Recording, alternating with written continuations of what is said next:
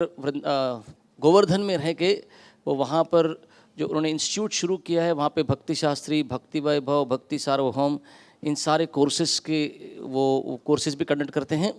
और ऐसा उनका प्रीचिंग टूर में जब भी पूना आते हैं तो एनवीसीसी में ज़्यादा देर रहते हैं, हमारे पास कम आते हैं, एक ही क्लास के लिए आते हैं हमारे लिए, रुकते नहीं हैं हमारे पास। लेकिन फिर भी जितना वो संग हमको देते हैं उसके लिए हम उनको धन्यवाद देंगे। एक बार हरे कृष्ण महामंत्र बोलकर, हरे कृष्ण कृष्णा कृष्णा हरे हरे, हरे राम राम राम हरे हरे।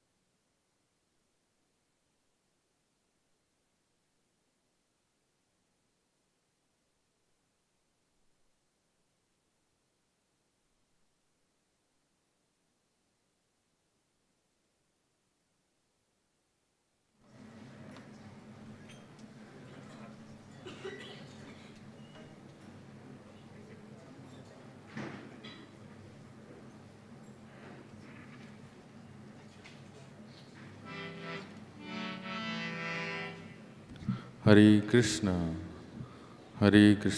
कृष्ण कृष्ण हरे हरे, हरे राम राम राम।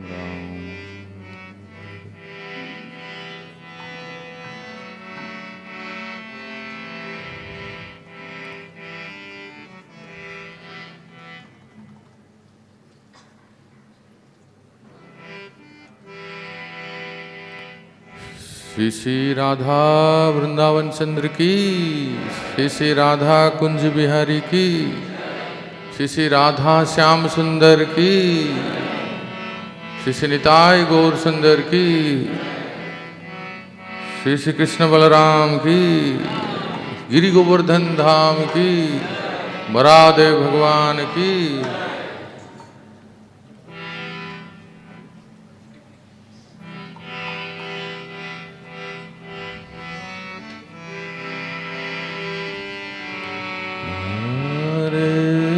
कृष्ण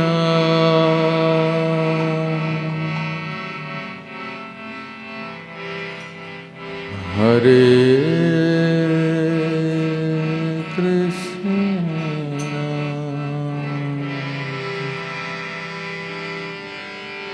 कृष्ण कृष्ण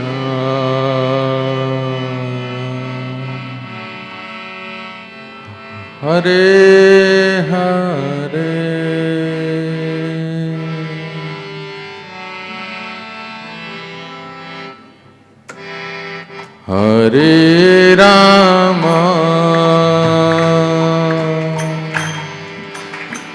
हरे राम राम राम हरे हरे, हरे कृष्ण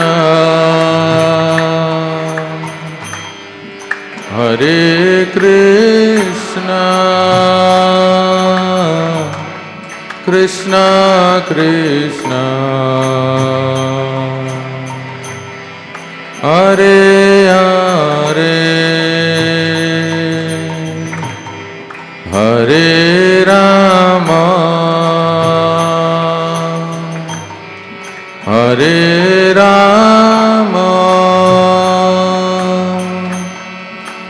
राम राम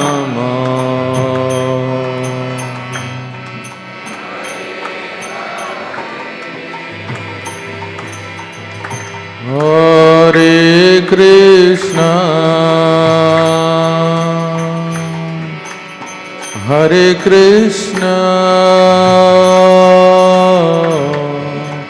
कृष्ण कृष्ण हरे हरे, हरे राम हरे राम राम राम हरे हरे हरे कृष्णा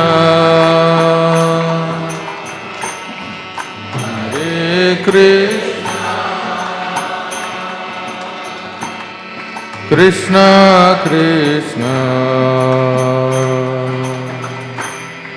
हरे हरे हरे राम हरे राम राम राम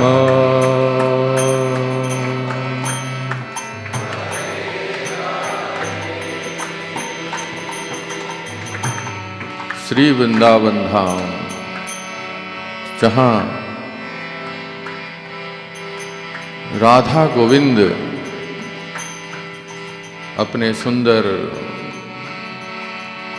कदम्ब वृक्ष के नीचे अपने प्रिया श्रीमती राधा रानी के साथ विराजमान हैं, जो हमारे आराध्य हैं, अपने मन को उस वृंदावन धाम में ले जाइए। दिव्य वृंदारण्य कल्पद्रुमदः श्रीमद रत्नागार सिंहासनस्थो श्रीमद राधा श्रील गोविंद देव पृष्ठालेभि सेव्यमान स्मरामि। हरे कृष्णा हरे कृष्णा कृष्णा कृष्णा हरे हरे हरे राम हरे राम राम राम हरे हरे हरे कृष्णा राधे श्याम हरे कृष्णा कृष्णा हरे हरे हरे राम हरे राम राम राम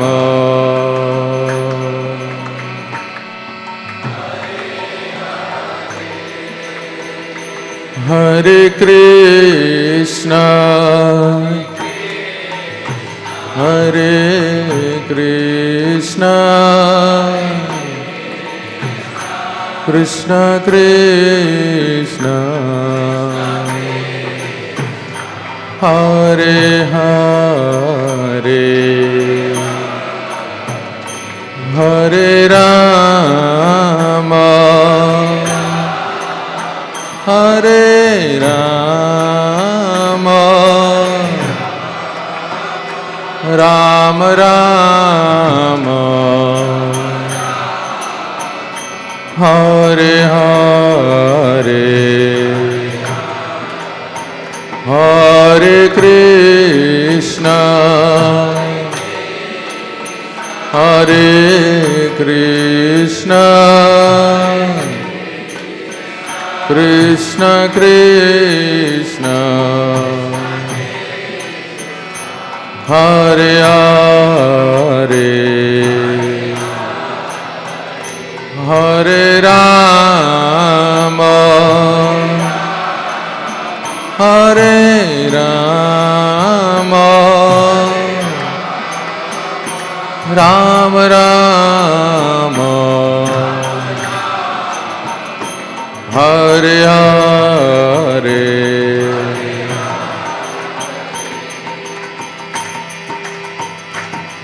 हरे कृष्णा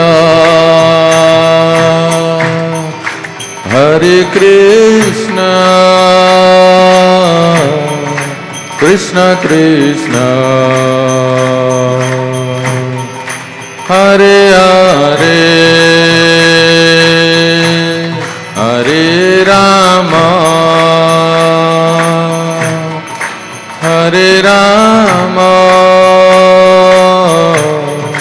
राम राम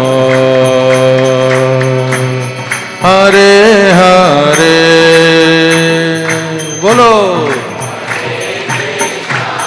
जीवो हरे कृष्णा कृष्ण कृष्ण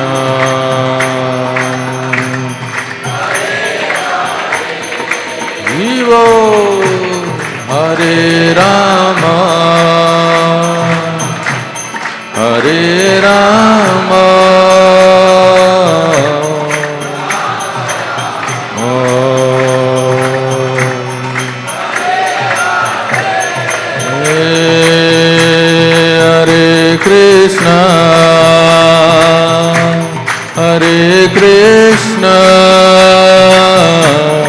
कृष्ण कृष्ण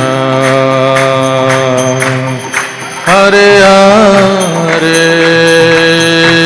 हरे राम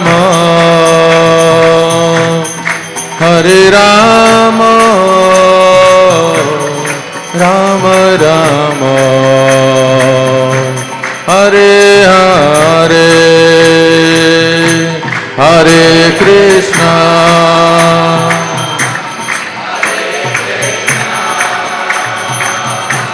कृष्ण कृष्ण हरे हरे हरे राम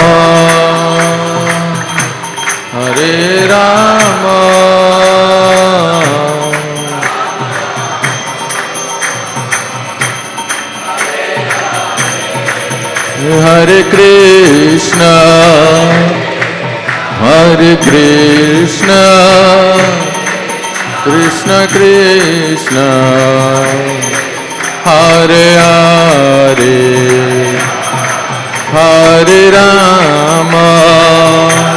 हरे राम राम राम हरे हरे हरे कृष्ण कृष्ण कृष्ण हरे हरे हरे राम राम राम हरे हरे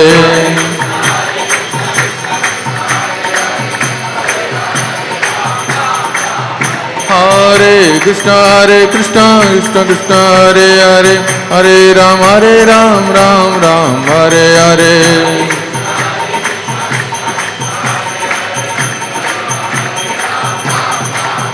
जय राधे राधे श्याम श्याम जय राधे राधे श्याम श्याम जय राधे राधे श्याम श्याम जय राधे राधे श्याम श्याम हरे कृष्ण कृष्ण कृष्ण हरे हरे हरे राम राम राम हरे हरे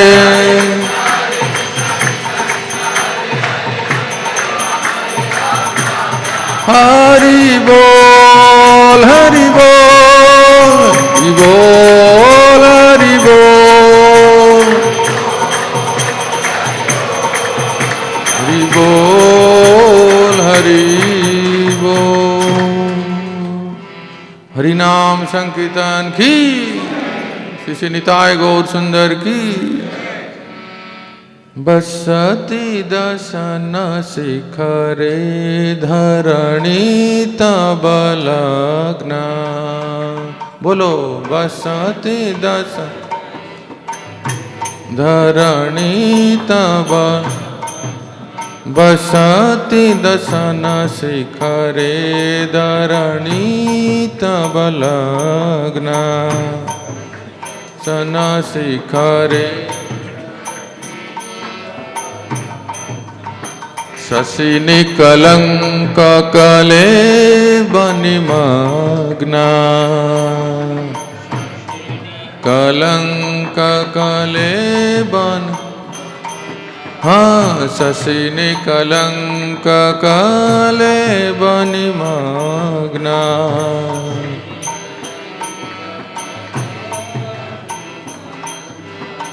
केशवधृता शुकर रूपा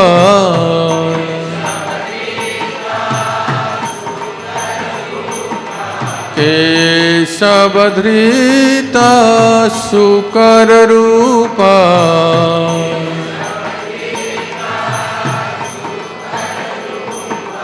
जय जगदीश हरे जय जगदीश हरे जय जगदीश हरे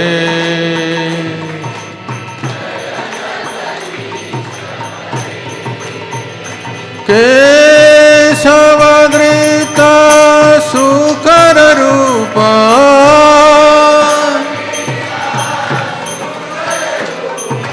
केशवधृता शुकर रूपा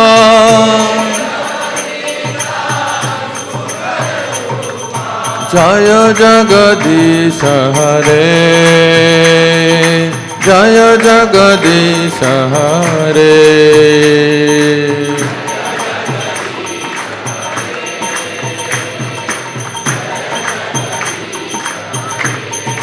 जय बराह भगवान बराह भगवान बराह भगवान जय बराह भगवान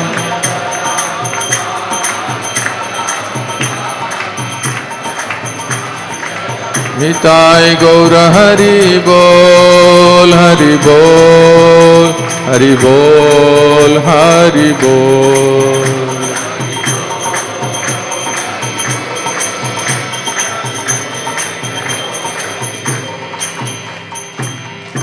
श्री वराह भगवान की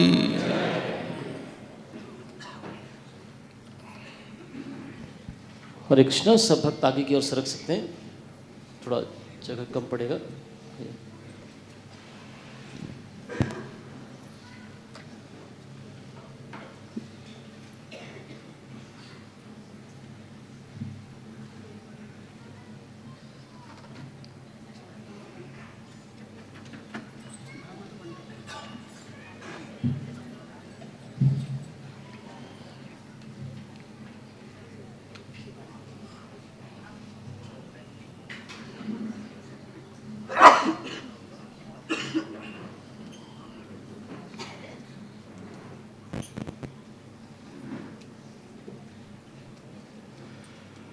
हरे कृष्णा।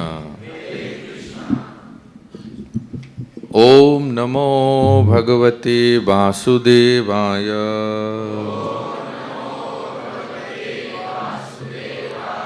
ओम नमो भगवते वासुदेवाय।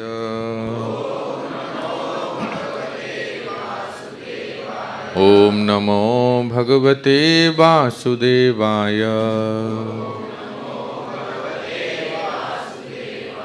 ओम अज्ञानतिमिरान्धस्य ज्ञानाञ्जनशलाकया चक्षुरुन्मिलितं येन तस्मै श्रीगुरवे नमः। श्रीचैतन्यमनोभीष्टं स्थापितं येन भूतले स्वयं रूप कदा मह्यं ददाति स्व।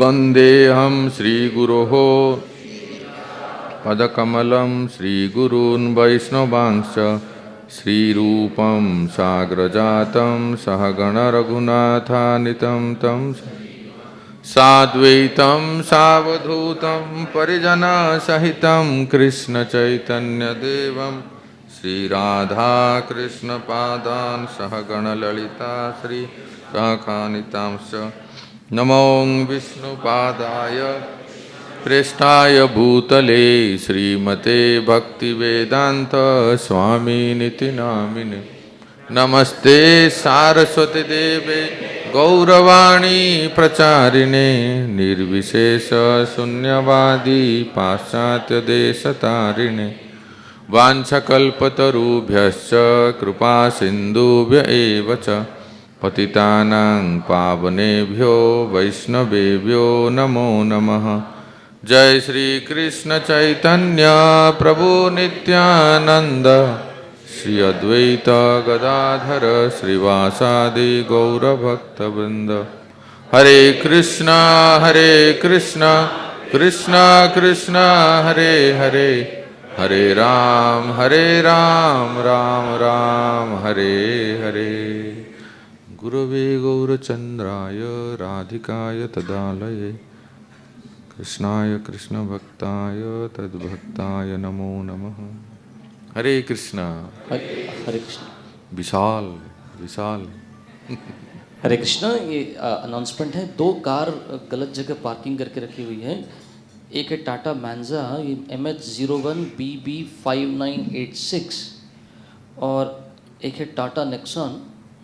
इसको टाटा करिए दोनों गाड़ियों को।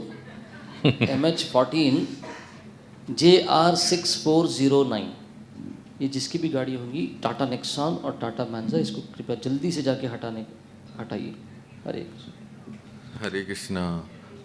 तो हमारे सब एक ही मंदिर से हम सब एक साथ भक्ति में श्रीमान कन्हैया ठाकुर प्रभु, गौलीला प्रभु, ये सब, और जीवदया प्रभु और भी भक्त लोग हैं सब। तो सब एक ही मनोभाव वाले, एक ही अध्यक्ष, एक ही ट्रेनर के अंडर ट्रेनिंग हुए हैं। तो जब मिलते हैं तो बड़ा अच्छा लगता है, अपनापन है। और मैं धन्यवाद देता हूँ श्रीमान कन्हैया ठाकुर प्रभु, अपना समझ के बुलाते हैं। प्रभु जी बार बार बुलाते हैं अवश्य। जैसे जैसे समय मिलता है इस तरफ आने के, तो अवश्य आएंगे। और नाम भी बड़ा अच्छा है, विशाल नगर में कितने सारे भक्त हैं, बड़ा अच्छा लगता है। प्रभुपाद जी महाराज, गुरु महाराज कितने प्रसन्न होंगे इतने भक्तों को देख के। तो आप सब लोग और बहुत अधिक संख्या में आइए, और यहाँ का भव्य प्रकल्प होने जा रहा है, उसमें सब लोग शामिल होंगे। हरे कृष्णा। आज बहुत पवित्र दिन है। कल हम लोग भैमी एकादशी, राइट, भैमी एकादशी व्रत किए थे। आज उसका पारण है, और बराह द्वादशी है, बराह भगवान का प्राकट्य है। बराह द्वादशी का उपवास भी कल भक्तों ने किया, हम लोगों ने। हरे कृष्ण बोल। और कल फिर नित्यानंद त्रयोदशी है। तो ये जो उत्सव है, हम भक्तों के लिए कह सकते हैं एक बहुत ही छूट है, जिसमें हम बहुत कमा सकते हैं, श्रवणम कीर्तनम इत्यादि करके। उद्धव गीता में भगवान श्री कृष्ण उद्धव से कहते हैं, मम पर्वानुमोदनम, कहते हैं मेरे उत्सवों को, मेरे जन्मदिनों को, मेरे आविर्भाव दिनों को बड़े सुंदर भव्यता से उत्सव मनाना चाहिए। सबसे बड़ा उत्सव है कि उनके बारे में ज़्यादा से ज़्यादा सुने। आज दिन भर केवल हमारे मन में यही स्वरूप बैठ जाए कि किस तरह से भगवान ने इतना एक अद्भुत रूप धारण किए। एक तरह से देखा जाए तो बहुत ही निकृष्ट प्राणी हैं, एक सूकर, एक सुअर, एक बराह,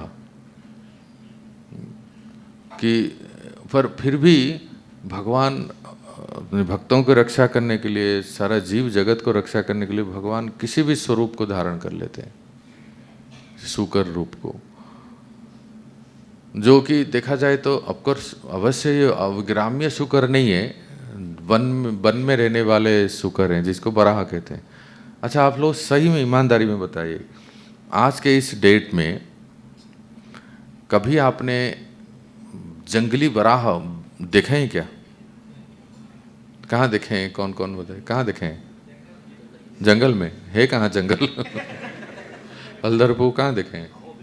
अहोबिलम में। ऐसा है?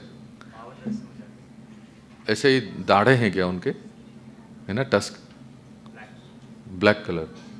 हाँ, बहुत रेयर मिलते हैं, नहीं देखने को बहुत कम मिलते हैं ऐसे बराह देखने के लिए, बहुत हैवी होते हैं। अब तो देखा जाए तो गांव के सुकर भी बहुत हैवी होते हैं, कभी गाड़ी से टक्कर लग जाए ना उनको कुछ नहीं होगा, हम पलट जाए।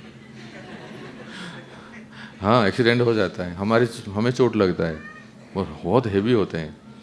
तो ये भगवान बराह जो है ना वो ग्राम्य शुकर नहीं, वन में जो शुकर हैं वो। एक छोटी सी एक घटना सुना देता हूँ। जैसे आप सुने होंगे बहुत प्रसिद्ध अकबर और बीरबल जैसे थे, उस प्रकार से एक बंगाल उड़ीसा के बॉर्डर में एक ऐसे विदूषक थे, उनका नाम था गोपाल भांड। कई बार प्रभुपाद जी ने भी कोट किए हैं। तो उस समय मुगल भी थे भारत में, कुछ मुसलमान लोग भी बहुत रहते हैं। तो क्या हुआ कि बंगाल उड़ीसा में उनको बहुत खाने की आदत है, क्या जानते हैं? जोलेर फॉल। क्या है? मछली, जोलेर फॉल।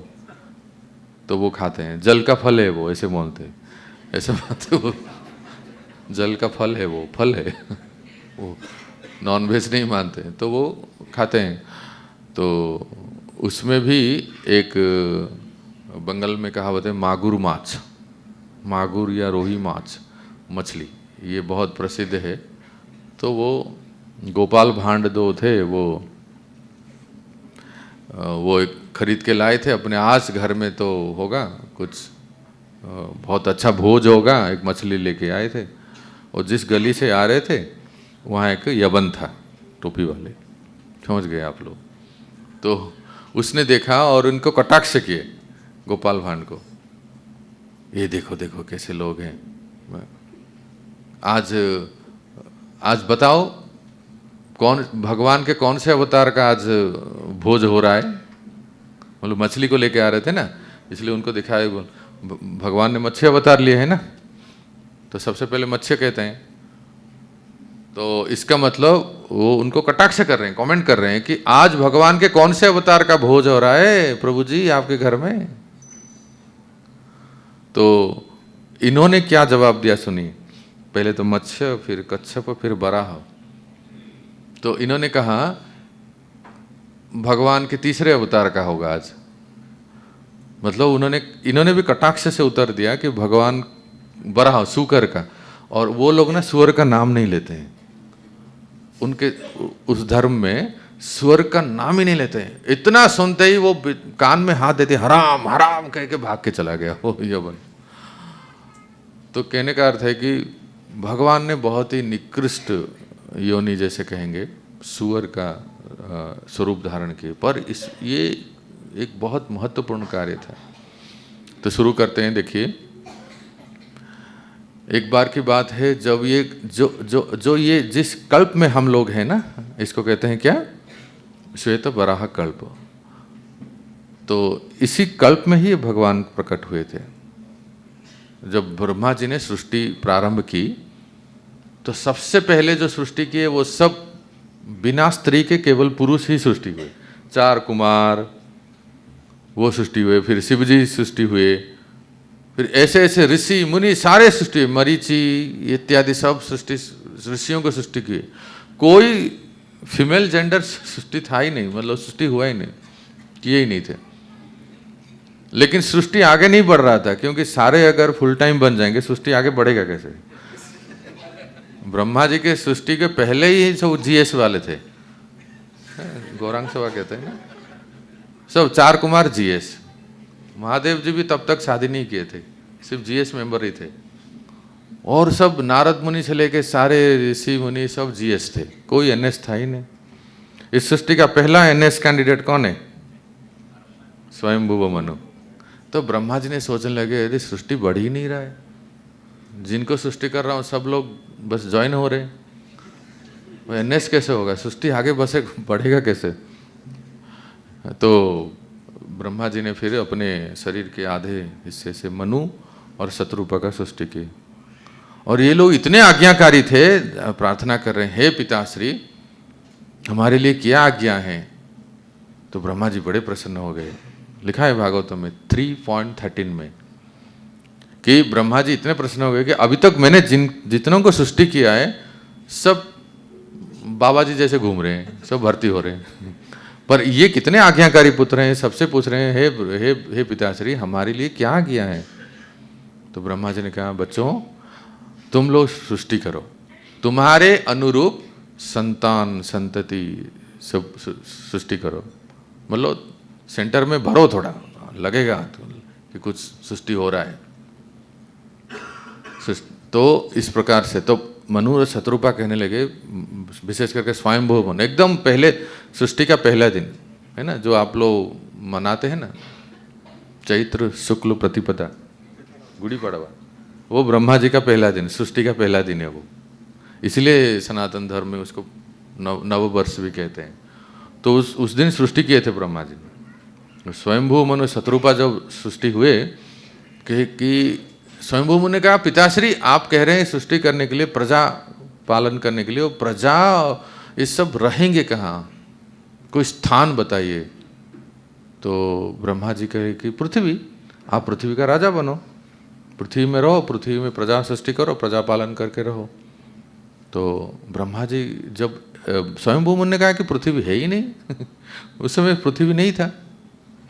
ब्रह्मा जी तब मनन करने लगे, अरे पृथ्वी कहाँ गई, पृथ्वी कहाँ गई, हम जहाँ बैठे हैं इमेजिन कीजिए वो है ही नहीं, ये जो स्थान है ना ये पृथ्वी है ना, पृथ्वी ही नहीं था। और सत्यलोक में वार्तालाप चल रहा है, मनु महाराज सृष्टि हुई है, ब्रह्मा जी कह रहे हैं जाओ पृथ्वी में राजा बनो, सृष्टि करो। मनु महाराज कह रहे हैं कि सृष्टि, पृथ्वी है ही नहीं, सृष्टि कैसे करेंगे, प्रजा कैसे पालन करेंगे। अच्छा, एक्चुअली हुआ क्या था, इसमें बहुत सारे सुंदर टीकाकार लोग बताए हैं, आचार्यगण, जो लोग भागवत पढ़ते हैं, भक्ति वैभव इत्यादि पढ़ते हैं, उनको पता होगा कि देखो ये एक कल्प है, थोड़ा सा इसको टेक्निकली इसको समझते हैं, ठीक है। एक कल्प, ब्रह्मा जी के एक दिन को एक कल्प कहते हैं, ठीक है। तो इस कल्प से पहले जो दूसरा कल्प था, तो एक ब्रह्मा जी के एक दिन के बाद एक आंशिक प्रलय होता है, ठीक है। वो प्रलय कहां तक होता है, ये जो पाताल लोक है ना, 7 नीचे के लोक से लेके पृथ्वी लोक तक होता है, आंशिक प्रलय होता है। प्रलय मतलब जलमग्न हो जाता है। बाकी जो ऊपर के लोग हैं ना वो सब रहते हैं, जैसे जनलोक, तपलोक, महलोक, सत्यलोक, वो सब रहता है। तो वहाँ के लोग जो है ना नीचे देखते हैं कि अरे ये तो साइक्लोन आ गया नीचे नीचे सबमर्ज हो गया सब, सारे प्लैनेट जो है ना इस तरह से जलमग्न हो गए थे। और इस प्रकार से जलमग्न हो गया था सारा जो पिछले कल्प में, पिछले कल्प के अंत में ब्रह्मा जी को भान नहीं हुआ, ब्रह्मा जी को याद नहीं हुआ कि पृथ्वी भी जल में डूब गई है, और डूब गई है इम्बैलेंस होके रसातल में जाके डूब गई। गर्भ सागर के अंदर, जैसे ब्रह्मांड है ना, ब्रह्मांड का आधा सागर है गर्भ सागर, गर्भ सागर में अंदर डूब गई है। वो भी देखो, कहीं कोई भी पोखरी, तालाब, नदी, सागर होता है ना, उसका निचला हिस्सा कीचड़ होता है। एक्चुअली कीचड़ में थे वो, पृथ्वी माता कीचड़ में थी, वो गिर गई थी। तो ये था स्वयंभू मनु, ब्रह्मा जी के पहले सृष्टि का पहला दिन के शुरुआत में स्वयंभू मनु इस प्रकार से जब आए तो पृथ्वी को नहीं किया। ब्रह्मा जी कहले, हे भगवान अब क्या करें, जैसे हम लोगों को कुछ हो जाता है तो हे भगवान अब क्या करें, कैसे इस संकट से। तो ब्रह्मा जी ऐसे ही वो स्मरण करने लगे, जिसने मुझे सृष्टि किया है कुछ तो रास्ता बताए, पृथ्वी को कहाँ से कैसे हम फिर से उद्धार करें। बस कहना ही क्या था, सब लोग देख रहे हैं। और उस समय उनके नाक से, नाक के दाहिने भाग से, ये अंगूठा है ना, सब लोग देख रहे हैं अंगूठा, अंगूठा के टॉप जो टिप है, ऊपरी हिस्सा है ना, इतना आकार में एक सुअर, एक बराह प्रकट हुए, ऐसे नाक से प्रकट हुए। और ब्रह्मा जी देख रहे हैं मेरे नाक से कुछ एक प्राणी प्रकट हो रहा है और मरीचि, जितने सब अत्रि, पुलह, पुलस्त्य, सारे सप्तऋषि हैं और स्वयंभू मनु भी हैं, सब लोग देख रहे हैं कि ब्रह्मा जी के नाक से अचानक एक विचित्र क्रिएचर, एक प्राणी प्रकट होते हैं ऐसे, और वो ऐसे प्रकट होके धीरे धीरे धीरे धीरे ऊपर आसमान में, सत्यलोक में जो आसमान है वहाँ विस्तारित हो रहे हैं, धीरे धीरे धीरे धीरे बड़े हो रहे हैं, आकार बढ़ते ही जा रहा है, बढ़ते ही जा रहा है, बढ़ते ही जा रहा है। एक छोटा सा सुअर बड़ा पर इतना विशाल हो रहा है। और देखते देखते एक बहुत विशाल पहाड़ के समान बहुत विराट आकार में हो गए। और किसी को समझ में नहीं आ रहा है कि है कौन ये। सब लोग कह रहे हैं कौन सा कोई दैत्य है या कोई दानव है और कौन सा प्राणी है, ये कैसा अद्भुत रूप है। ऐसा कभी, क्योंकि सृष्टि का पहला ही दिन है ना, बस सृष्टि शुरू ही हुआ है और इस प्रकार का विचित्र प्राणी और ऐसे प्रकट हो रहे हैं, तो किसी को पता नहीं चला। सब लोग ऐसे आश्चर्य होकर देख रहे हैं। तब तक बराह भगवान जो है विशाल आकार में आके उठ गए कुछ लोग ना गर्जना करने लगे और अपने शरीर को ऐसे हिलाने लगे। जैसे भयंकर गर्जना करने लगे तो चलो दसों दिशाएं कंपन होने लगा। तब ब्रह्मा जी को पता चला हमारे पापा हैं। कौन है? बस हमारे पिताजी हैं, और कोई ऐसा हो नहीं सकता कि जिन्होंने मुझे सृष्टि किया है यही है हमारे। मरीचि आदि सब लोग बहुत सुंदर स्तुति करने लगे भगवान को, पहचान गए ये साक्षात भगवान, ये श्री हरि हैं।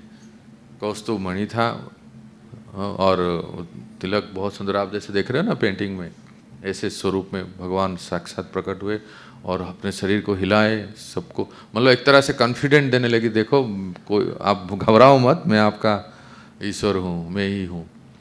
और जब आप प्राय देखे होंगे जो बराह भगवान क्या आधे मनुष्य आधे बराह हैं या पूरी तरह से बराह, वास्तव में ये जितने जो रूप है ना, नृसिंह रूप, नृसिंह तो आधे मनुष्य और आधे, बाकी जो मत्स्य है, बराह है, कच्छप है, वास्तव में कछुआ है और मछली है और सही में सुअर है। जैसे आप ये पेंटिंग में देख रहे हैं, बीबीटी का जो पेंटिंग है, भगवान बराह ऐसे ही प्रकट हुए थे।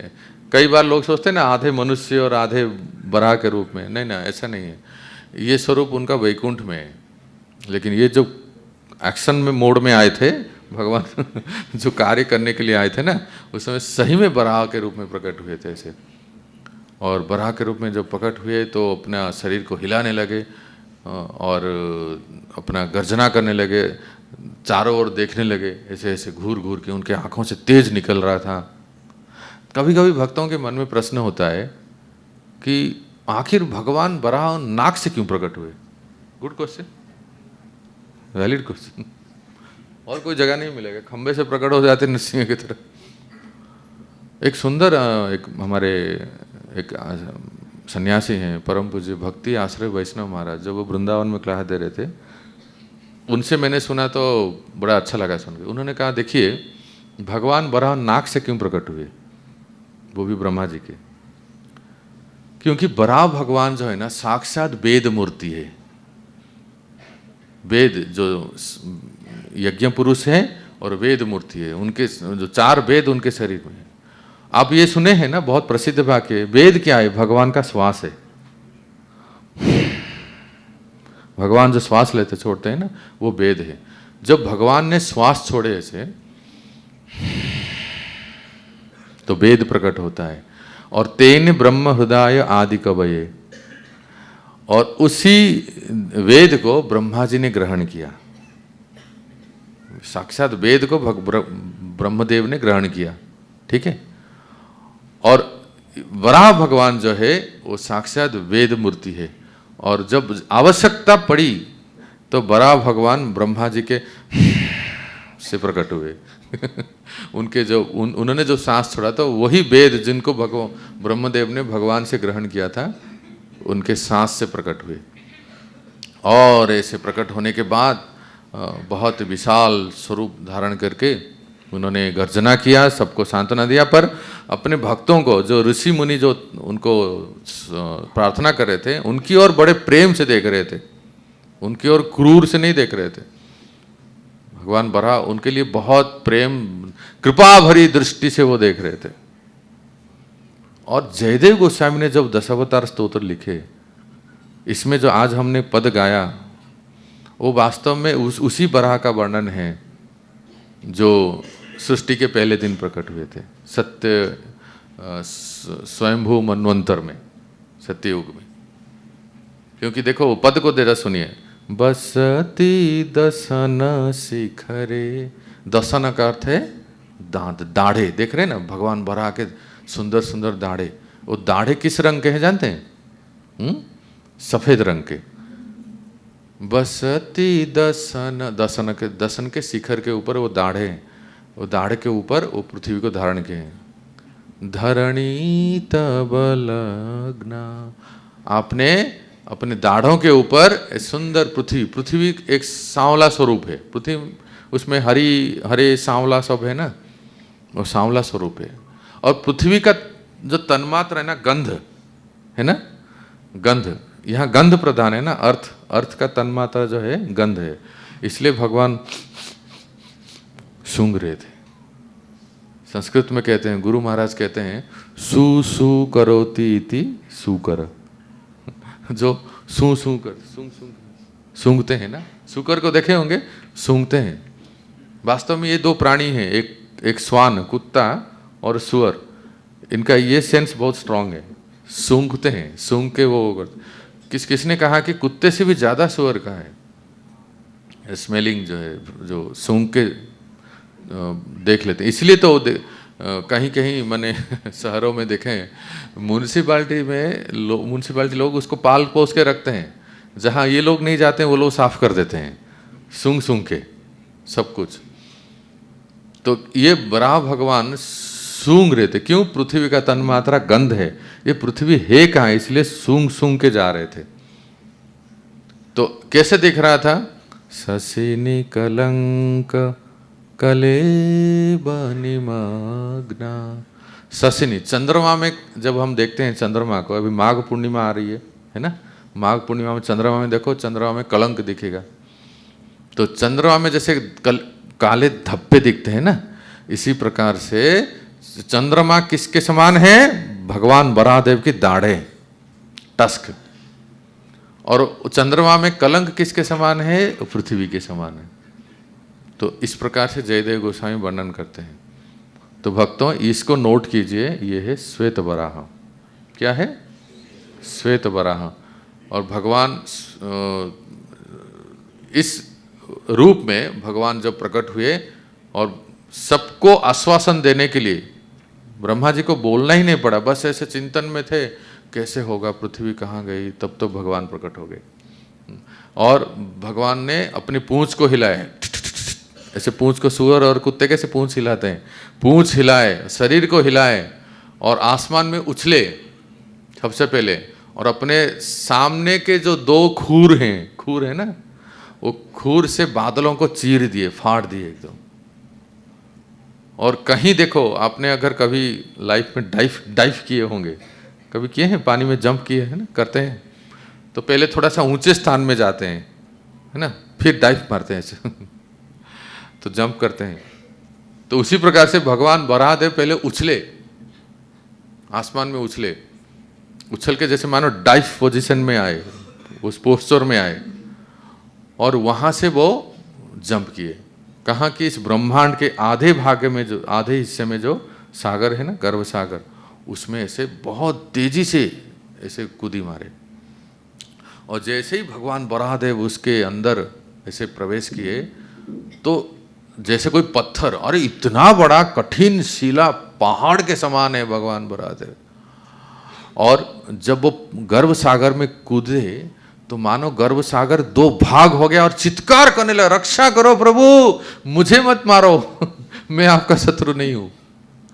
मतलब पानी में इतना बड़ा उफान आया कि दोनों तरफ जो तरंग है ना, ऊपर उठ गए, मानो आसमान को छूने थे समय, इतना भारी थे भगवान बराहदेव। और उसके अंदर छलांग लगाए,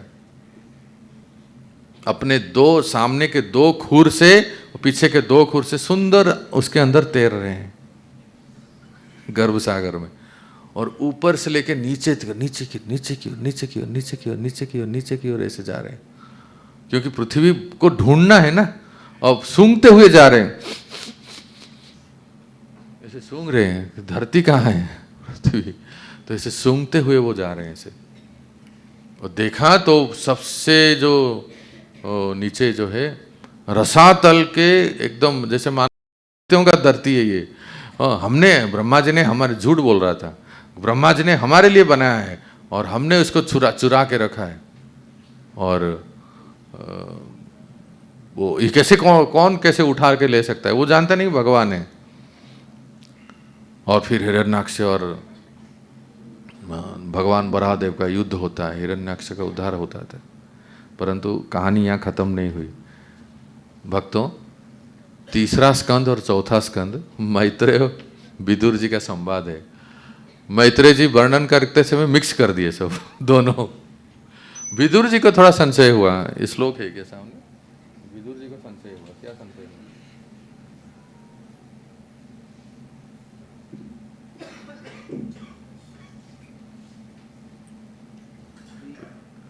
हाँ, विदुर उवाच तेने विदुर उवाच तेनैव तु मुनिश्रेष्ठ हरिणा यज्ञमूर्तिना आदिदैत्यो हिरण्याक्ष हत इत्यनुशुश्रुम तस्य चोद्धरतः क्षोणी। आगे है क्या? देखिए, ठीक है मैं पढ़ लेता हूँ। स्वन्दष्टाग्रेण लीलया दैत्यराजस्य च ब्रह्मन् कस्मान्द्वैतोर्मृधः। 2 नंबर ही निकालिए, उसका अनुवाद है 2 नंबर।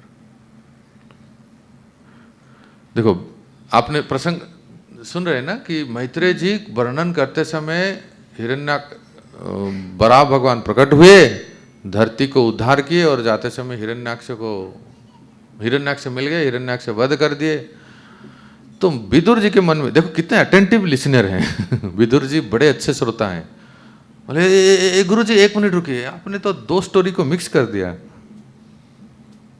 आप पहले कहे कि ये तो स्वयंभू मनवंतर में भगवान श्वेत बराह प्रकट हुए थे, ये श्वेत बराह कल्प चल रहा है, ये तब तक हिरण्याक्ष कौन है, ये कहां से आ गया?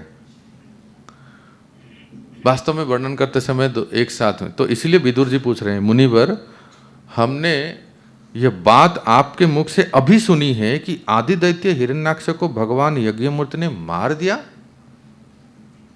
ब्राह्मण, जिस समय भगवान लीला से ही अपनी दाढ़ों पर रखकर पृथ्वी को जल में से निकाल रहे थे, उस समय उनसे दैत्यराज हिरण्याक्ष की मुठभेड़ किस कारण हुई? ये प्रश्न विदुर जी के मन में आया। ये तो धरती तो अपना आंशिक प्रलय के समय इनबैलेंस हो गई और प्रलय के जल में गिर गई थी, तो भगवान ने लाके उद्धार किया और अपने स्थान पर रख दिया। फिर आप दूसरा कह रहे हैं कि हिरण्याक्ष भी आ गया, दैत्यराज हिरण्याक्ष कौन है और ये कहां से प्रकट हुई, इनका युद्ध क्यों हुआ? तब मैत्रेय जी फिर से उसको थोड़ा सा विस्तार से वर्णन करते हैं। देखो क्या कहते हैं मैत्रेय जी, कहते हैं, देखिए मैत्रेय जी बहुत सुंदर प्रसंग वर्णन कर रहे हैं। कश्यप मुनि एक बार संध्या के समय हवन कर रहे थे। ब्राह्मण लोग त्रिसंध्या करते हैं ना, त्रिसंध्या में हवन, ओम स्वाहा स्वाटकार सब कर रहे थे। उनकी पत्नी दीति बहुत ही कामातुर हो गई, बहुत ही कामातुर। इतना काम वासना उनमें आया कि अब भी मेरे पति का संग चाहिए किसी भी कीमत पर। और कश्यप जी वहाँ स्वाहा ये हवन कर रहे हैं और दीति आई और कहा, हे पतिदेव, अब मेरे मन में बहुत इच्छा है, प्रबल इच्छा है आपके संग करने की, आप मुझे संतुष्ट कीजिए। कश्यप जी कहे कि पागल हो गई हो, ये कोई समय है या नहीं देख रहे मैं क्या कर रहा हूँ, या जप कर रहा हूँ, मैं मतलब हवन कर रहा हूँ, यज्ञ कर रहा हूँ, तप कर रहा हूँ, ये मेरे संध्या का बेला है। इस समय तो बिल्कुल एक उस प्रसंग में लिखा है भक्तों 4 कार्य नहीं करने चाहिए संध्या के समय, भोजन, शयन, संग, स्त्री पुरुष संग और स्वाध्याय करेंगे तो क्या होगा, उसका परिणाम भी बताते हैं। अगर भोजन करेंगे संध्या के समय तो अपच हो गई, अपच। अगर संध्या के समय सोएंगे निद्रा में तो बीमारी होगी, जल्दी आयु कम हो जाती है। तीसरा, अगर संध्या के समय स्त्री पुरुष सहवास करेंगे तो अंडरवर्ल्ड डॉन प्रकट होंगे, मोस्ट वांटेड गैंगस्टर, यही सब प्रकट होंगे। और चौथा स्वाध्याय, स्वाध्याय के बारे में हमें थोड़ा जान लेना चाहिए। यहाँ स्वाध्याय का अर्थ है गीता भागवत पढ़ने की नहीं है। स्वाध्याय का अर्थ है जैसे बटु ब्रह्मचारी गुरुकुल में जो कुछ याद करते हैं, न्याय शास्त्र पढ़ना, व्याकरण आदि श्लोकों को, सूत्रों को याद करते हैं ना, वो याद करने का प्रयास करेंगे तो संध्या के समय याद नहीं होगी, सुबह हो जाता है, सुबह का वेला अच्छा है। तो कश्यप जी ने ऐसा जब कहा तो दीति तो इतना कामातुर हो चुकी थी तो वो अपने आप को रोक नहीं पाए। नीति शास्त्र कहते हैं जब वासना आती है ना तो the women have 9 times more than man, ऐसा कहते हैं चाणक्य नीति शास्त्र में। स्त्रियों में 9 गुना ज़्यादा होता है, बस वो दिखाते नहीं है, पर पुरुषों में दिख जाता है। तो दीति तो है जो बहुत ही पीछे पड़ गई, नहीं इतना भागवतम पढ़ना नहीं भक्तों, मैं मन से नहीं बोल रहा हूँ, इतना निर्लज हो गई, और क्या कहेंगे। सुखदेव गोस्वामी कहते हैं इतना निर्लज हो गई कि अपने पति के वस्त्र को खींचने लगी, अभी मुझे आप मेरे इच्छा को पूर्ण कीजिए। कश्यप मुनि कहे कि हे भगवान ये क्या हो रहा है। और ये इस संध्या बेला में उन्होंने कहा हे दीति तुम्हारे देवर, देवर का अर्थ है भगवान शिव, भगवान शिव अपने गणों के साथ भटकते रहते, घूमते रहते हैं। इस समय कोई ऐसा कार्य नहीं करना चाहिए, नहीं तो वर्ण संकर उत्पन्न होती है, लेकिन वो मानी नहीं। तो भगवान की इच्छा समझ के और दीति के सौंदर्य और उसके बस में होके कश्यप जी ने अपना सारा कमंडलू हवन वहाँ छोड़ दिए और दीति को प्रसन्न करने के लिए गए। और एक बार जब वासना ऐसी होती है भक्तों, उस समय जब आता है ना किसी के साथ भी, हम आप ये XYZ जिसके, उस समय अगर हम थोड़ा सा उसको सहन कर लेते हैं, मन को कहीं तो डाइवर्ट कर लेते हैं, किसी और एंगेज कर लेते हैं, बेस्ट है महामंत्र बोल लेते हैं, नहीं तो कुछ भागवत खोल लेते हैं, नहीं तो कीर्तन में जाके बैठ जाते हैं, कुछ तो मन को एक डाइवर्ट एंगेजमेंट चाहिए। जब डिजायर्स, वासनाएं बहुत हमें कष्ट देती है, नहीं तो क्या होगा, उस समय हम उसके वश में आ जाएंगे। ये सबका अनुभव की बात है ना, हम उसके वश में आ जाते हैं। कश्यप जी लाख प्रयास किए पर नहीं हो पाए। उन्होंने उस समय उन्होंने स्त्री को संतुष्ट किया। उनकी पत्नी जो है तब एक बार वासना पूर्ण होने के बाद ना तब रियलाइज करते हैं हे भगवान ये मैंने क्या कर दिया, ऐसा मुझे नहीं करना चाहिए था। किसी को भी, किसी भी व्यक्ति को पश्चाताप होता है, ऐसे दीति को ही पश्चाताप हुई। हे प्रभु मेरे मन में इतना, दीति कोई पुणे मुंबई की लड़की नहीं थी, साक्षात दक्ष प्रजापति की देवी है ना। उनके मन में ऐसा विचार आ जाना, मतलब आप सोचिए कि उनको कितना पश्चाताप हुआ कि मेरे मन में ऐसे विचार क्यों आया, ऐसे संध्या के समय मैंने अपने पति को क्यों ऐसे वाध्य किया। पर कश्यप जी को एकदम गाली देके एक बार तो उसकी इच्छा पूर्ण कर दी। बोले कलंकिनी तुमने मेरा तपस्या भंग कर दिए, और तुम चाहती थी ना तुम्हारे गर्भ में ऐसे भयंकर संतान उत्पन्न होंगे जो तीनों लोगों को कंपा देंगे, किसी के भी हाथ में नहीं आएंगे, पुलिस तो छोड़िए आर्मी भी नहीं आएंगे उसके साथ, कोई उसको पकड़ नहीं पाएंगे। इतना प्रतापी होंगे कि पूरे तीनों लोग उससे थरथर कांपेंगे, सब भयभीत हो जाएंगे। दीति घबरा गई कि आपका अमोघ वीर्य और इस प्रकार से ये विधान है, आपने मेरी बात नहीं माने, संध्या के समय इस कार्य के उसका दुष्परिणाम सारे जगत को भोगना पड़ेगा। दीति ऐसा सोच के बहुत दुखी हो गई। हे प्रभु, उन्होंने पतिदेव को कहा, हे प्रभु कृपा करके बताइए कि कुछ और इसका निदान है क्या, कैसे कुछ निवारण कर सकते हैं क्या, मतलब अब क्या होगा, सब कुछ काम हो गया है, लेकिन हाँ मैं आपसे कहता हूं सुनो। कश्यप जी ने कहा ये इतने उद्धत होंगे, इतने उद्धत होंगे, मतलब मैंने कहा ना जब पुलिस डिफेंस आर्मी से भी बढ़कर इनको तो कोई कंट्रोल नहीं कर पाएगा, एकदम जिसको कहते हैं आउट ऑफ कंट्रोल। इनको स्वयं भगवान आके कंट्रोल करेंगे, स्वयं भगवान आएंगे, अवतार लेंगे, इनको वध करेंगे। इतना सुनते दीति प्रसन्न हो गई। लिखा है भागवतम में, दीति प्रसन्न हो गई। कम से कम मेरे पुत्र इतना नंबर 1 कुलांगार होंगे, परंतु कोई एरे गहरे लोग इनको आके पकड़ेंगे नहीं। साक्षात the supreme personality of godhead वो अवतरित होंगे इनके लिए और इनको उद्धार करेंगे, मतलब इनका कल्याण होगा, इनका मोक्ष होगा। और कुछ खबर है क्या, कुछ आप बताइए ना, कुछ भविष्यवाणी। तो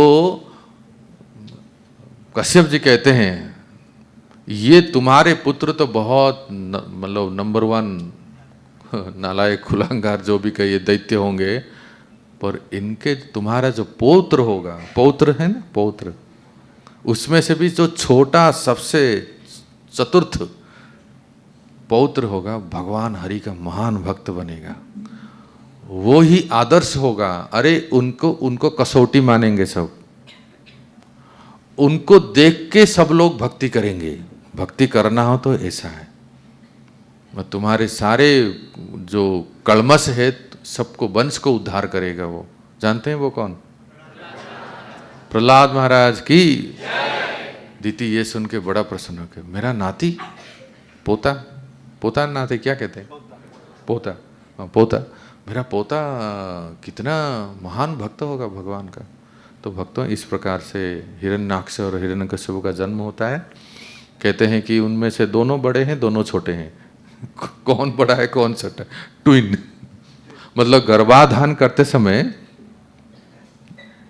हिरण्यकश्यप का गर्भाधान हुआ था, लेकिन जन्म होते समय हिरण्याक्ष का जन्म हुआ था। थोड़ा सा ऐसा है, कुछ सेकंड का ही अंतर है। कभी कभी होते हैं ना, ट्विन्स होते हैं। तो कश्यप जी गर्भाधान करते समय सबसे पहले हिरण्याक्ष का गर्भाधान हिरण्यकश्यप का हुआ था, लेकिन गर्भ से जन्म होते समय हिरण्याक्ष का हुआ। इसलिए दोनों भाई एकदम लंगोटी यार कहिए, जहाँ जो भी कहिए, एकदम बहुत प्रतापी थे, बहुत ही वीर थे।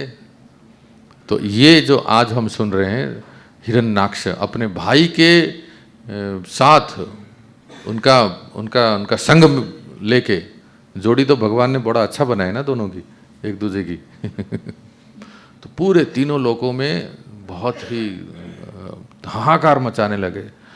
ब्राह्मण, वैष्णव, गाय, ये सारे जहाँ हवन, कथा, कहानी, मतलब सत्संग इत्यादि होता था, हिरण्याक्ष वहीं पहुंच जाता था और सबको मारपीट, सबको वध करता था, सबको विध्वंस करता था। कोई गौशाला, गुरुकुल, ब्राह्मण, मंदिर, मठ इत्यादि कुछ नहीं, कोई भगवान का हाहाकार, स्वाहाकार, स्वठाकार कुछ नहीं हो रहा था।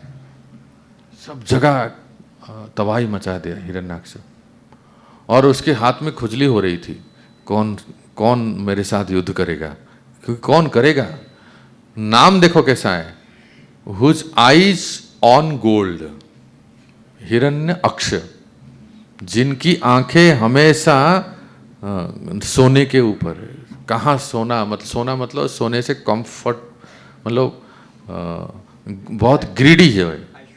हाँ, लोभ, दोनों में थोड़ा सा अंतर है। हिरण्यकश्यप मतलब वन हु पोजेस, जो सोना, सब कुछ सोने का है, उनका संग्रह करते हैं। और इनकी आंख जो है, हिरण्याक्ष का आंख है सोना और धन, ये सब कहाँ है, इनकी आंख पूरा ढूंढती रहती है, तो लूट मार करेंगे। इस प्रकार से वो पूरा दिग्विजय करते हुए पूरे समग्र विश्व में, तीनों लोकों में घूमने लगे ऐसे। और घूमते घूमते गए वरुण देव के पास। और जाके चैलेंज किए वरुण देव को। कहने लगे, हे वरुण देव, हमने सुना है आप सबसे बड़े वीर हैं, कौन सा वाजपेयी या कौन से यज्ञ किए हैं, राजस्व यज्ञ किए हैं, जिसके वजह से आप सबसे बड़े वीर हैं। मैं आपको चुनौती देता हूं, आप मेरे साथ युद्ध करो। वरुण देव जी कहने लगे, देख ये तो ब्रह्मा जी के बल से बलवान है, हिरण्याक्ष है, इनके साथ कौन युद्ध करेगा, अभी तो पार नहीं पाएंगे ना, क्योंकि the demons are more powerful है ना। वो 16वें अध्याय भगवत गीता में हम पढ़ते हैं, दैवास और संपद विभाग योग। कभी देवताओं का राज है, कभी असुरों का राज है। जैसे हम लोग कन्हैया ठाकुर को याद होगा, हम लोग गए थे एक बार हरिद्वार कथा सुनने के लिए है ना। महाराज जी पूज्य श्री श्रीमद राधा गोविंद महाराज कथा, उस समय ना इलेक्शन का समय था, तो सबसे पहली बार प्रधानमंत्री जी आए थे, मोदी जी जीत के देश में 2014 में।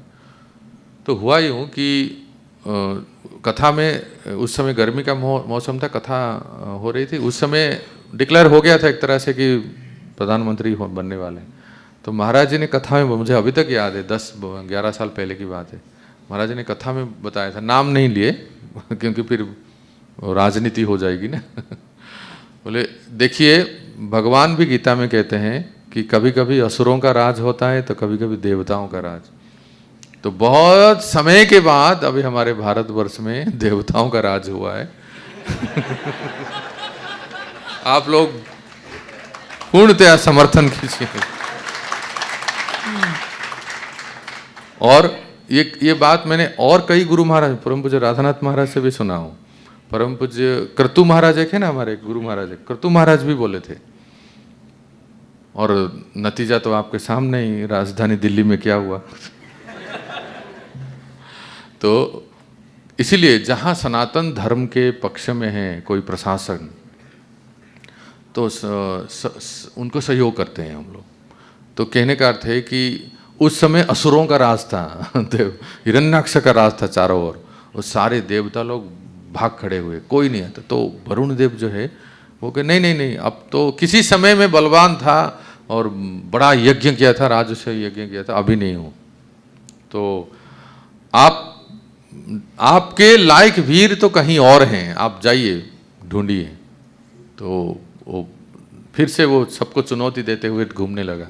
सारे देवी देवता सब जो है ना, सब छुप गए। नारद मुनि उनको मिले।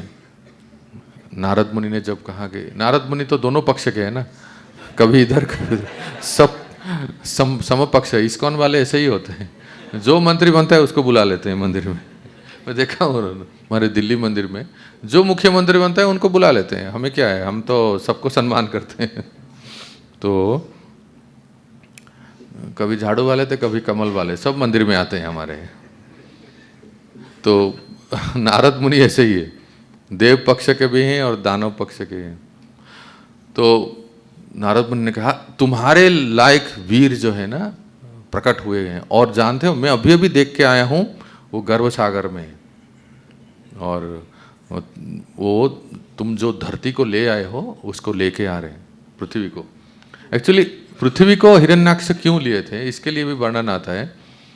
क्योंकि चोर है ना, डाकू है, तो एक बैंक लूटना, घर लूटना, सारा धरती को ही लूट लेंगे। चलो बैंक क्या, छोटा मोटा चोरी क्यों करेंगे। सारा सोना हीरे, सारे जो मोती, सब जो संपत्ति धरती में ही है ना, धरती को ही पूरा उठा लेते हैं और फिर चुरा के ले जाएंगे। इसलिए वो चुरा लिया था एक्चुअली। उस समय तो वो प्रलय जल से वो डूब गई थी, पर इस समय धरती को चुरा लिया था। तो जरा सोचिए, 14 फ्लोर बिल्डिंग है, उसमें 7th फ्लोर नहीं है। हरि बोल, कैसे टिकेगा वो? 7th फ्लोर ही नहीं है, वो धरती को बीच में से ही उठा लिए थे, चुरा के ले लिए थे। वो डाल दिया था गर्भ सागर में, बाद में देखेंगे।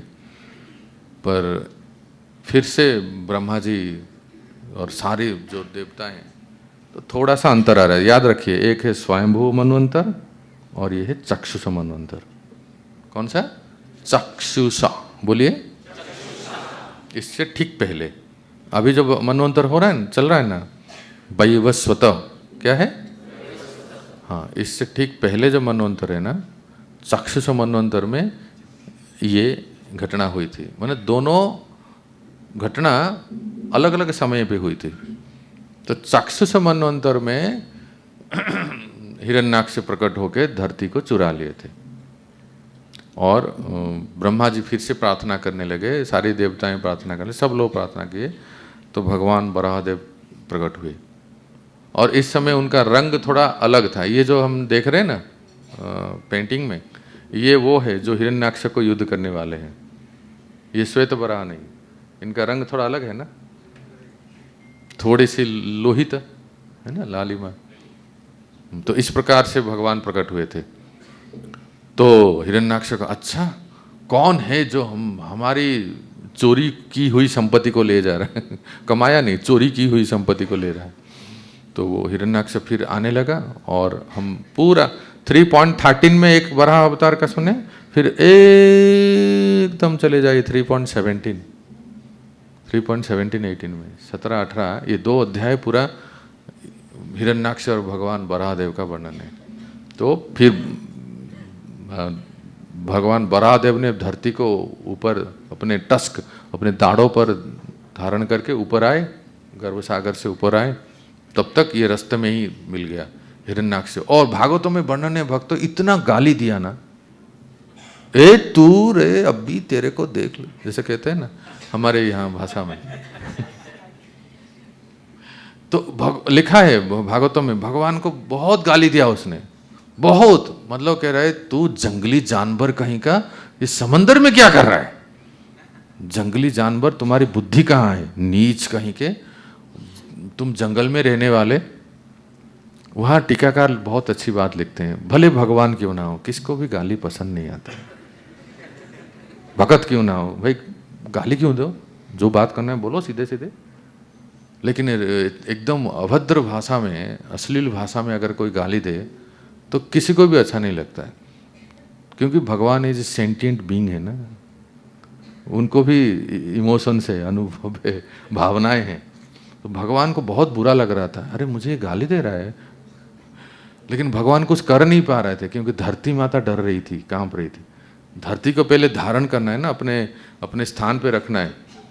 हाँ, अपने स्थान पे रखें तब तो कुछ। अब देख लेता हूँ तेरे को, क्या बोल रहा था रे तू, लेकिन अभी नहीं बोल सकते ना, धरती कांप रही थी कि फिर से हिरण्याक्ष आ जाएगा और मैं कहीं गिर ना जाऊं, इसलिए पीछे से खूब गाली दे रहा था ये अपना हिरण्याक्ष जो है, एक तू जंगली जानवर, नीच कहीं का, तू हमारी चोरी हुई, हमारी धरती हमारी है, earth is belongs to us, हम दैत्यों का है और तुम चोरी करके ले जा रहे हो। अरे रुक जा कायर कहीं का, 1 मिनट रुक जा, ठहर जा थोड़ा, अगर वीर हो तो मेरे साथ युद्ध कर, इतने भाग क्यों रहे ऐसे? ऐसे करके बहुत गाली दे रहा था। बस इसकी व्याख्या में आप पढ़ोगे तो सारस्वत अर्थ बहुत अच्छे है ना, सारस्वत अर्थ होते हैं, भगवान का गुणगान कर रहे हैं कि भगवान कितने महान हैं ऐसे। और बड़ा भगवान बस तेजी से आगे जा रहे थे और पीछे से खदेड़ रहा था गदा लेके एकदम। और भगवान वराहदेव चाह रहे थे कि कैसे धरती को पहले गर्भ सागर से ऊपर जो ऑर्बिट होता है ना, जहाँ गामा विश्व च भूतानि धारयामि अहम ओजसा, तो वहाँ अपनी शक्ति से वहाँ रख ले, जल को स्तंभित करके, लिखा है भागवतम में, और पृथ्वी को उस जल के ऊपर अपने स्थान पे रख लेंगे। अच्छा, इस समय क्या हुआ, जब भगवान वराहदेव धरती को लेके जा रहे थे और गर्भ सागर से जैसे ही ऊपर उठे तो स्वयं धरती माँ पुलकित हो गई भगवान वराह का स्पर्श प्राप्त करके, और गर्भवती हो गई बाद में, क्योंकि भगवान वराह का स्पर्श हुआ ना, इसलिए भगवान धरती माँ भगवान की पत्नी है, जानते हैं ना। हम लोग सुबह उठते ही धरती को ऐसे प्रणाम करके बोलते हैं ना, समुद्र वसने देवी पर्वत स्तन मंडिते विष्णु पत्नी नमस्तुभ्यम पाद स्पर्श क्षमस्व, ऐसे कहते हैं ना, वो विष्णु पत्नी है धरती माँ। भूदेवी श्रीदेवी ऐसे कहते हैं भगवान के, भगवान बालाजी देखिए, भूदेवी श्रीदेवी। तो भूदेवी भगवान की पत्नी है। बाद में उनको भौमासुर नरकासुर नामक पुत्र हुआ। परंतु धरती माँ देखो, एक अद्भुत घटना आपको बता रहा हूं मैं यहाँ से, एक थोड़ा सा कनेक्शन, क्योंकि हम लोग वृंदावन से आए ना, थोड़ा वृंदावन का कनेक्शन हो रहा है यार। देखो क्या हुआ, जब भगवान बराहदेव धरती को लेके आ रहे थे गर्भ सागर से ऊपर, सारा का सारा जो आप देख रहे हैं ना, चाहे जो वृंदावन हो, यूपी, मथुरा, अमेरिका, सब कुछ पृथ्वी में है ना। तो पृथ्वी तो भगवान के 10 दाढ़ के ऊपर है, फिर भी पृथ्वी माता देख रही है। जैसे ही पानी के ऊपर आए, उनको एक बहुत बढ़िया वन प्रदेश दिखने लगा, सुंदर हरियाली, नदी, पहाड़, वन, पेड़ पौधे सब दिखने लगा। तो धरती पूछने लगी, अरे सब कुछ तो मेरे अंदर है और मैं बड़ा भगवान के दाढ़ों के ऊपर हूं, ये सुंदर वन प्रदेश क्यों दिख रहा है, ये क्या है, क्या है बताओ। श्री वृंदावन धाम की, वो वृंदावन धाम था। भगवान बराह ने कहा कि सुनो हे धरती मां, तुम क्या सोच रहे हो, कहाँ है, भारतवर्ष के उत्तर प्रदेश के मथुरा जिला में है, भूल जाओ। तुम में नहीं है, ये मेरा अपना स्वयं निज धाम है, इसलिए तुमसे अलग वो दिख रहा है। ये कोई प्रलय में नाश नहीं होता है और ये तुम्हारे अंदर रहते हुए भी तुम में नहीं है। तो धरती माँ देखने लगी, अरे मैं तो पूरा सारा जमीन मेरे मुझ में है और ये क्या दूसरा एक जमीन दिख रहा है, वो था वृंदावन धाम। भक्तों, आज भी आप अगर वृंदावन धाम आएंगे तो परिक्रमा करते हो वृंदावन की, राइट। एक स्थान आता है बराह घाट, याद आ रहा है, कितने लोगों ने देखा होगा, भक्ति वेदांत हॉस्पिटल जहाँ है ना। इस्कॉन से आप परिक्रमा शुरू करते हो तो आता है भक्ति वेदांत हॉस्पिटल, तो वो है बराह घाट, उस स्थान का नाम है, आज भी कहते हैं बराह घाट। तो वहाँ बराह भगवान थोड़ी समय के लिए विश्राम किए थे। और भक्तों, जो प्रथम आदि बराह जब प्रकट हुए थे ना, श्वेत बराह, तो पूरे मथुरा ब्रजमंडल में, एक्चुअली ब्रजमंडल में सारे धाम हैं, सारे धाम। अब जहाँ जहाँ अलग अलग हम देखते हैं ना, सारे धाम ब्रज में, बस हमें पता नहीं रहता है। कभी आप मथुरा जाएंगे तो देखिए, मैं आपको बता रहा हूँ लोकेशन। मथुरा जन्मभूमि देखे हैं, श्री कृष्ण जन्मभूमि। श्री कृष्ण जन्मभूमि के साइड में एक रास्ता है, वहाँ से पीछे जाएंगे तो वो है आदि केशव मंदिर, जहाँ चैतन्य महाप्रभु आए थे। वो जो वज्रनाभ जी ने 4 देव को प्रकट किए थे ना, उसमें से मथुरा में केशव देव, वो आदि केशव मंदिर, वहाँ जरूर दर्शन कीजिए। महाप्रभु जब ब्रजमंडल आए थे तो सबसे पहले आदि केशव मंदिर दर्शन किए थे, वो विश्राम घाट में स्नान किए थे।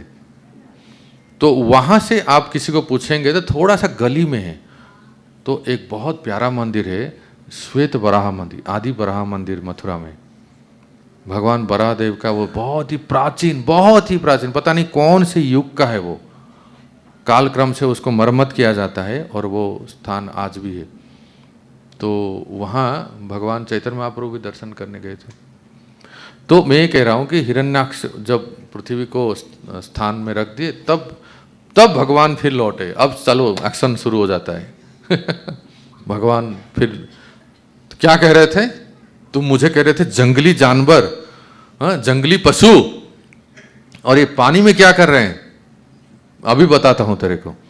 तू कह रहे था ना कि तू मुझे मार के समस्त दैत्यों का कुल उद्धार करेगा, देखते हैं कौन किसका वध करते। भगवान भी यहां से बोलने लगे।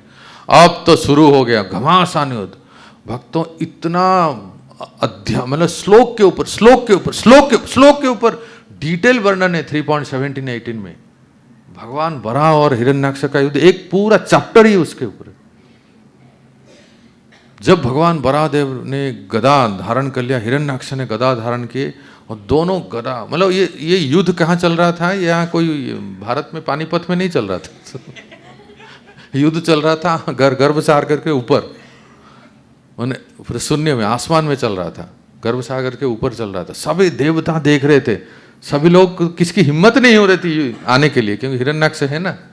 सब बादलों से पीछे छिप के देख रहे थे, कौन जीतेगा अभी, भारत या पाकिस्तान, कौन जीतेगा।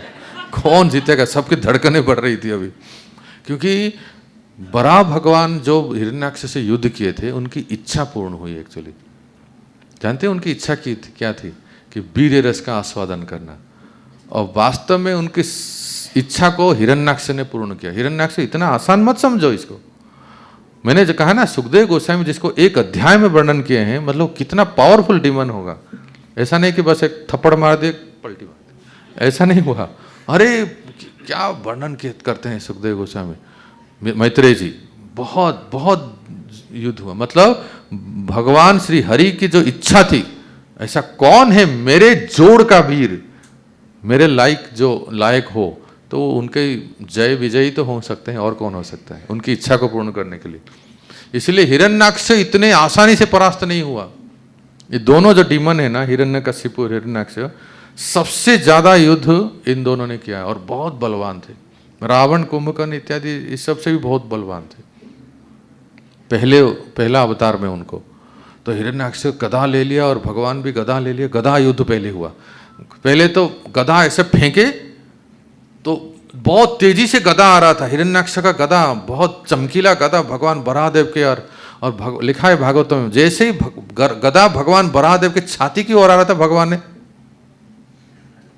थोड़े से ऐसे बस अपने शरीर को हिला दिया, गदा ऐसे छूट गया। हिरण्याक्ष क्रोधित हो गया, हाँ, कि मेरा गदा छूट गया, ये बहुत चालाक है, सब कुछ जानता है, ये पैंतरा बदलता है ऐसे अलग अलग। उसके बाद भगवान ने गदा छोड़ा। भगवान ने गदा छोड़ी तो उसके थोड़ी को लगा जाके, वो भी थोड़ा सा पीछे हट गया ऐसे। तो इस प्रकार से पहले गदा युद्ध हुआ। और गदा युद्ध होते होते होते होते भगवान ने ऐसे गदा चलाया और हिरण्याक्ष भी गदा चलाए, और गदा चलाते चलाते दोनों का गदा ऐसा दोनों गदा एक दूसरे के सामने आके ऐसे टक्कर हुआ, और भगवान की गदा भगवान बराहदेव की हाथ से गदा ही छूट गई। भगवान निहत्थे हो गए। अरे बाप रे, तब तो सब लोग अब तो मैच नहीं जीतेगा लिखते वो लास्ट विकेट बचा है। सारे देवता हाहाकार हो गए, ये क्या हो रहा है, भगवान के हाथ से गदा छूट गई। और हिरण्याक्ष बड़ा जोड़ का वीर था ना, कहा कि मैं ऐसे नहीं मारूंगा, तुम पहले हथियार उठाओ। वो कायर नहीं थे आज जैसे लोग कैसे पीछे से वार कर देते हैं, नहीं, तुम हथियार उठाओ। भगवान बराहदेव के हाथ से गदा ही छूट गई। भगवान निहत्ते हैं और उसके हाथ में अस्त्र है। सारे देवता है ना सब हाहाकार करने, ब्रह्मदेव स्वयं वहां से प्रस्तुति करने, हे भगवान, बहुत बहुत खेल हो गया, इस दैत्य ने हमें तो जीने नहीं दिया है। कहीं कोई हवन नहीं करने देते हैं, कहीं कोई गाय की पूजा नहीं होती है, कहीं कोई हरे कृष्ण नहीं बोलते हैं, इसके डर से सब लोग चारों ओर वो आतंक मचाए रखा है। इसके साथ खेलिए मत प्रभु, संध्या का वेला होने जा रहा है, और संध्या वेला में असुरों का शक्ति बढ़ जाता है। इसको अभी तुरंत उसको वध कर दीजिए, आप इनके साथ खेल मत खेलिए। भगवान बराहदेव ब्रह्मा जी की ओर देखने लगे, और जैसे मानो उनको दृष्टि से ही कह रहे हैं, घबराइए मत, इतने दिनों बाद खेलने का मौका मिला हम ऐसे छोड़ेंगे नहीं।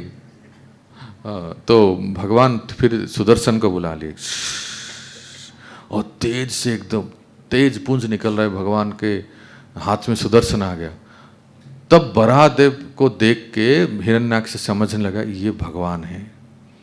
अब तक सोच रहा था कोई प्राणी है, कोई देवता होगा, कोई बेहरूपिया होगा, कोई, अरे सुदर्शन, इसका मतलब भगवान विष्णु है, और इसके पास बहुत माया है, मैं भी कोई कम नहीं हूँ। राक्षसों के पास भी बहुत माया होते हैं ना, मिस्टिकल, बहुत ही मैजिक होता है। तो भगवान बराहदेव ने सुदर्शन को जैसे बुलाए, आह्वान किए, सुदर्शन आ गया, और उसने फिर गदा फेंका। तो भगवान बराहदेव ने सुदर्शन को छोड़ा, और सुदर्शन गया और उस गदा को टुकड़े टुकड़े कर दिए। और जैसे ही टुकड़े किए तो हिरण्याक्ष जो और क्रोधित हो गया, एक एक अस्त्र उसका निष्फल हो रहा है। अब हिरण्याक्ष सोचा कि इनके साथ फेस टू फेस कॉम्बैट में जीत नहीं सकते, इसलिए उसने अपना कुछ तरकीब और बदला। उसने क्या किया कि अपना हाथ मुष्टिका ऐसे घुमाया और सोचा कि एक पंच जाके दूं, और ऐसे बराहदेव के सामने गया और ऐसे एक बहुत जोर से मुक्का मारा, पंच मारा, इतना जोर से मारा, मतलब ऐसे कर जैसे बाउंस हो गए। भगवान बराहदेव को कुछ नहीं हुआ। मैंने कहा ना, किसी सुअर के साथ अगर हमारा गाड़ी का टक्कर होता है, हमारी गाड़ी टूट जाएगी, हम गिर जाएंगे, लेकिन उसको कुछ नहीं होता है। तो भगवान बराह इतने बलिष्ठ थे, तो हिरण्याक्ष का पंच जब लगा तो उन भगवान बराह को कुछ नहीं हुआ और तुरंत वो अदृश्य हो गया। अब तो अदृश्य होके सब तरह तरह के रक्त, मांस, हड्डी और भयंकर विकराल सब माया से सब सृष्टि करने वाले जितने प्राणी हैं ना, सब वो भगवान बराह के ऊपर छोड़ने लगा। मतलब किसी को भयभीत करने के लिए। कुछ समय के लिए तो चारों ओर अंधकार हो गए। हिरण्याक्ष का माया इतना प्रबल था, अंधकार हो गया, सब लोग देख रहे हैं क्या हो रहा है। तो संध्या का समय हो गया, भगवान बराहदेव शायद मार नहीं पाएंगे तो ये जीवित हो जाएगा। बहुत चारों ओर माया से ऐसा उसने, जैसे मानो अभी हम बैठे हैं ना, तुरंत अंधेरा हो जाएगा और हड्डी, मांस और ये सब जो अभक्ष्य, ये सब गिरने लगेंगे। और तब भगवान बराहदेव ने सुदर्शन को आह्वान किया। जैसे ही सुदर्शन आते हैं तो फिर वो सारा माया दूर हो जाते हैं। माया दूर होने के बाद हिरण्याक्ष फिर से प्रकट हो गया।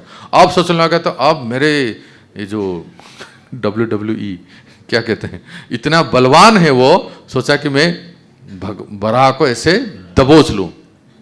और गया ऐसे बराहदेव को ऐसे दबोचने के लिए, ऐसे आलिंगन करके दबोच लूं।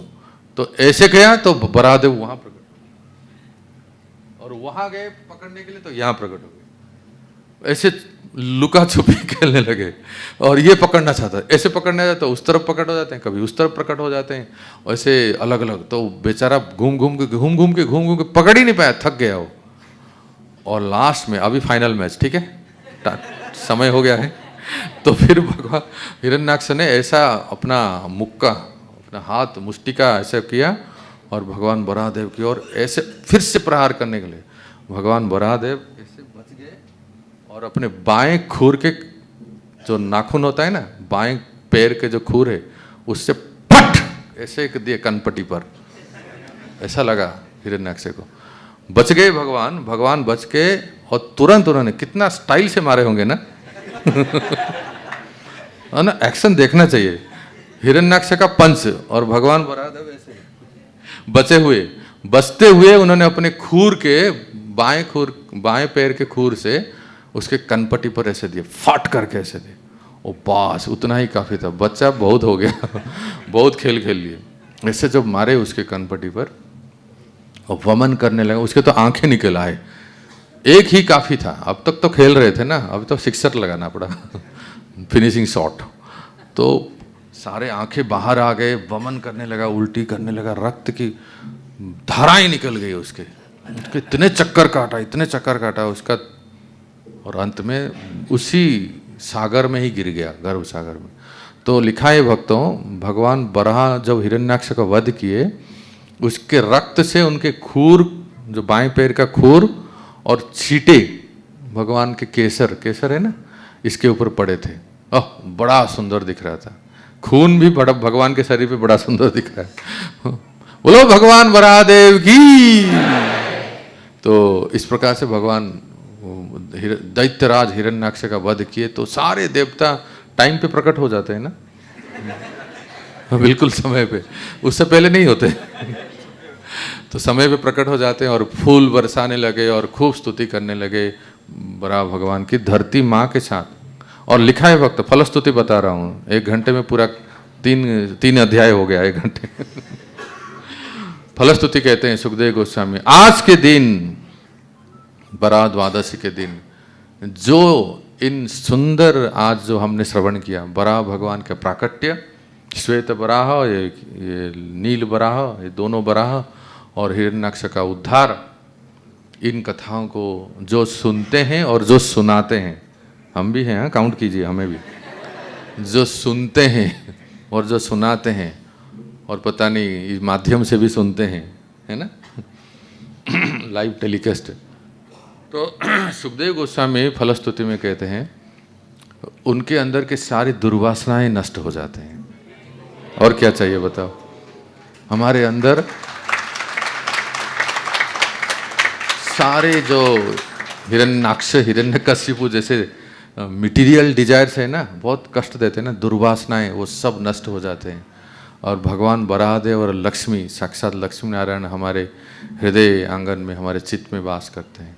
और भक्तों किसी भी धाम में जाएंगे, आप नवद्वीप जाइए, वृंदावन धाम जाइए, दक्षिण भारत कहीं भी जाइए, उत्तर भारत, वराह भगवान का दर्शन होता है। और वराह भगवान की कृपा से हम अपने आराध्य, कौन, श्री राधा कृष्ण, श्री राधा कृष्ण, यहाँ कौन आएंगे,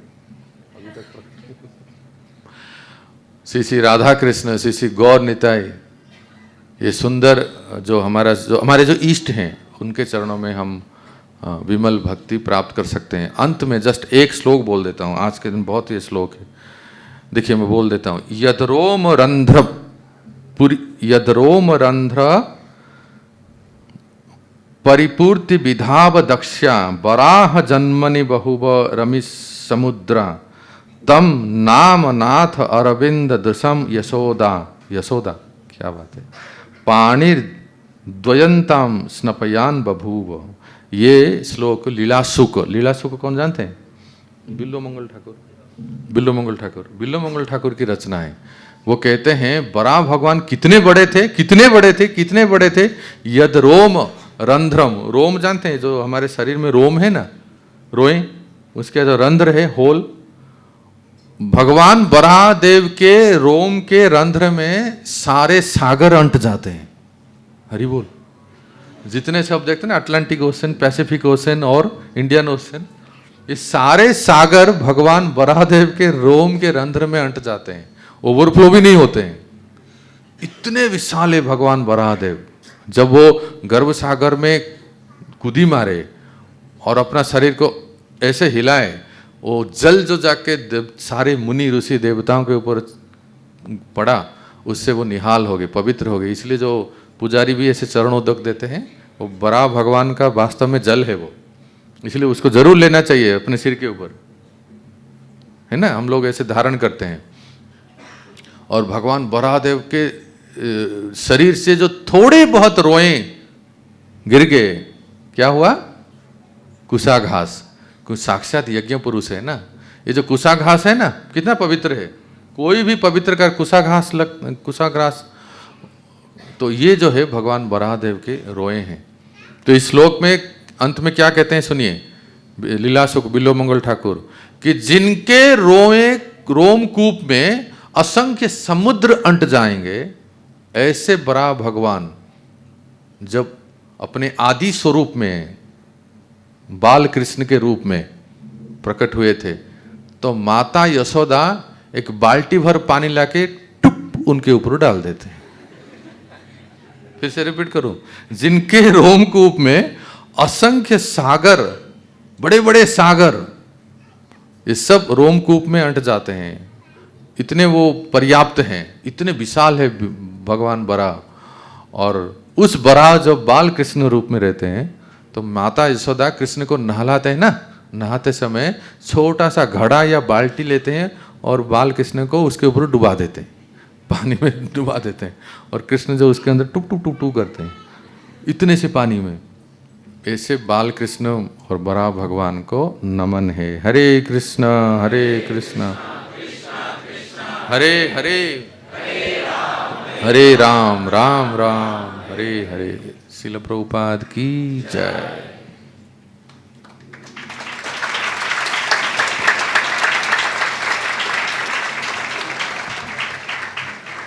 हरे कृष्णा। तो एक मिनट रुक जाइए, हम हमारे श्री केशव प्रभु जी जो है, उन्होंने आज सुंदर पद्धति से समझाया हमें किस तरह से वराहदेव का पराक्रम, एकदम रोमांच खड़े करने वाला युद्ध की कथा हमें सुनाई। एकदम युद्ध का प्रसंग मेरे आंखों के सामने आ गया, तो उनका धन्यवाद करते हैं। एक बार हरे कृष्ण महामंत्र का जप करके, हरे कृष्णा कृष्णा कृष्णा हरे हरे, हरे राम राम राम हरे हरे। तो आज के श्री निताई गौरचंद्र भगवान, श्रील प्रभुपाद और सारे वैष्णवगण, इनकी प्रसन्नता के लिए इस सप्ताह पुस्तक वितरण स्कोर इस प्रकार है। बीसीसी टेम्पल टीम ने डिस्ट्रीब्यूट किए 1 श्रीमद् भागवतम सेट, 22 महाबिग बुक और 9 स्मॉल बुक्स। श्रील प्रभुपाद दिव्य पुस्तक वितरण की जय। हरि बोल। मैं जब आ रहा था वृंदावन चंद्र मंदिर से तो श्रीमान रेवतीपति प्रभु मिले, मुझे पूछे कहाँ जा रहे हैं, तो मैंने कहा श्रीमान जी बुलाए हैं। बोले you will get the perfect audience there. Revatipati प्रभु आप सबको याद कर रहे हैं। वो कह रहे थे आप विशाल नगर बीसीसी जा रहे हो, वहाँ आपको परफेक्ट आपके लाइक ऑडियंस मिलेंगे। धन्यवाद। हरे महाप्रसादे गोविंदे नाम ब्राह्मणी वैष्णवे स्वल्प पुण्य व्रतम राजन विश्वास नैव जायते शरीरा विद्या जाल जोड़ेन्द्रियता हिता जीव